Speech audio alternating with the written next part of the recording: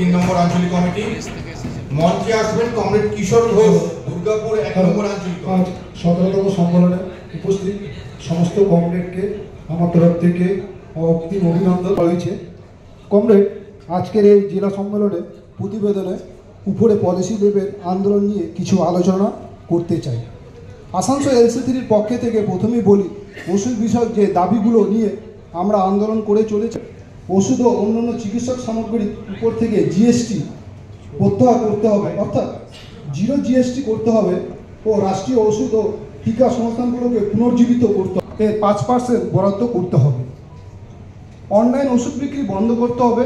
Comrade, বিগত দিনে এবং বিভিন্ন কর্মসূচি গ্রহণ করেছি, যেমন ডিজিটাল ভিডিও ও করে সোশ্যাল মিডিয়ার মাধ্যমে প্রচার করেছি, বিভিন্ন স্থানে প্রচার করেছি, যা জেলাসম্মতভাবে অনেক দপ্তরের কাছেও গিয়েও প্রচার করেছি।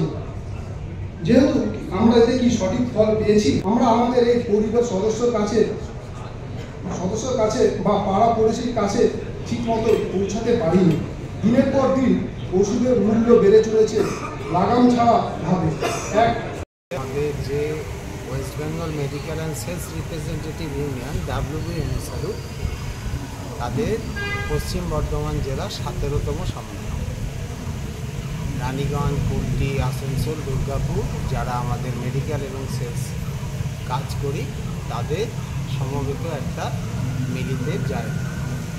আমাদের এখানে আজকে সম্মেলন উদ্বোধন করেছেন আমাদের রাজ্য সম্পাদক মণ্ডলীর সদস্য কমরেড কৌশিক ব্যানার্জি, এবং আমাদের মধ্যে উপস্থিত আছেন গণতান্ত্রিক আন্দোলনের নেতৃত্ব, CITU নেতৃত্ব কমরেড পার্থ মুখার্জি, এবং আপনারা জানেন দুর্গাপুরের জনপ্রিয় নেতা, গণতান্ত্রিক আন্দোলনের অন্যতম নেতৃত্ব এবং আমাদের প্রাক্তন বিধায়ক কমরেড দীপেন্দু চক্রবর্তী। আমরা আমাদের এই সম্মেলনে মূলত আমাদের নিজের যেমন দাবি দাবা রয়েছে, তাছাড়াও আমাদের সাধারণ মানুষ ওষুধ সম্পর্কিত বিষয় যেটা নিয়ে তারা ততটা ওয়াকিবহাল নন, সেটা নিয়ে আমরা প্রস্তাব গ্রহণ করছি।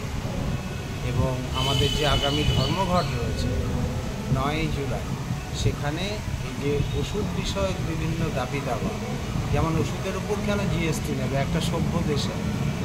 12%, 18% একটা ওষুধের ওপর থেকে GST কালেকশন করে, সেখান থেকে সরকার তার মুনাফা লুটছে, যেটা মানুষের একটা নিত্য প্রয়োজন।